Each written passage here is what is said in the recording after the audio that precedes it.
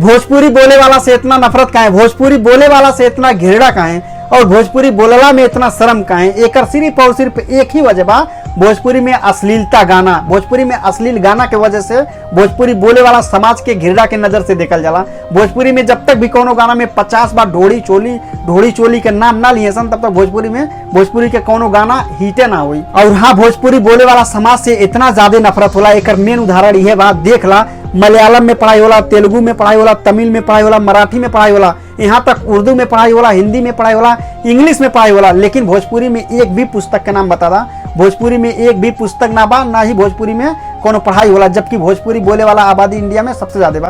और हाँ, हम यहाँ लिख के देते बानी कि जितना आसानी से, जितना सरल तरीका से भोजपुरी में समझ में आ जाए, उतना अच्छा से, उतना आसानी से कोनो भी लैंग्वेज में ना समझ में आई। जब हम भोजपुरी में वीडियो बनाइला और जब हम भोजपुरी में अश्लीलता के खिलाफ वीडियो बनाइला, तो लोग हमरा ही ऊपर क्वेश्चन मार्क खड़ा करेला, हम ही से क्वेश्चन पूछेला। तो चला हम कुछ क्वेश्चन का जवाब देले बानी, जरा ऊपर गौर फरमावा। क्वेश्चन नंबर 1 कि भाई तू भोजपुरी में क्यों वीडियो बनाता है? तो भाई हम तारा के बता दी कि हम भोजपुरी में काहे वीडियो बनाइला। ऐसा कोनो बात ना बा कि हमरा के हिंदी बोले ना वाला, हमरा के हिंदी बहुत ही शुद्ध और सही तरीका से बोले वाला, लेकिन भोजपुरी में वीडियो बनाइला के दो कारण बा। पहला कारण ही बा कि हम पेवर देहाती देसी छोरा ही, और दूसरा जो मेन कारण बा वो ये है कि हिंदी हमनी सन के मान है तो भोजपुरी हमनी सन का सम्मान भी है, यही ला हम भोजपुरी में वीडियो बनाइला। अब चला दूसरा क्वेश्चन की तरफ बढ़ल जा। दूसरा सबसे ज्यादा पूछे जाए वाला क्वेश्चन ही है कि भाई तू इतना गाली क्यों देता है? तो भाई हम इतना गाली यही ला देला कि जब भोजपुरिया में तू अश्लील काम कर बा और भोजपुरिया में अश्लील गाना गई बा, तो हम तहरा के का करब? गाली ना दे हम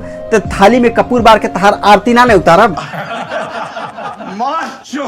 भैया जी आप तो।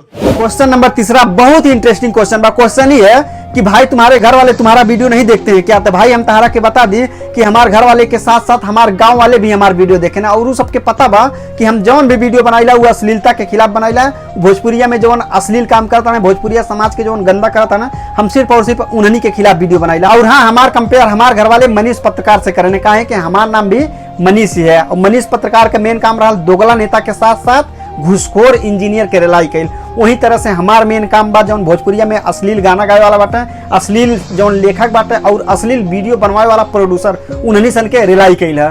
तो आई होप कि समझ में आ गई हो। और हाँ, लास्ट में हम बस ये कहना चाहता नहीं, भोजपुरी बोले वाला के साथ भइल अत्याचार के खिलाफ आवाज उठाए वाला शख्स के ऊपर एनएसए लगा के जेल में डाल दिया गई।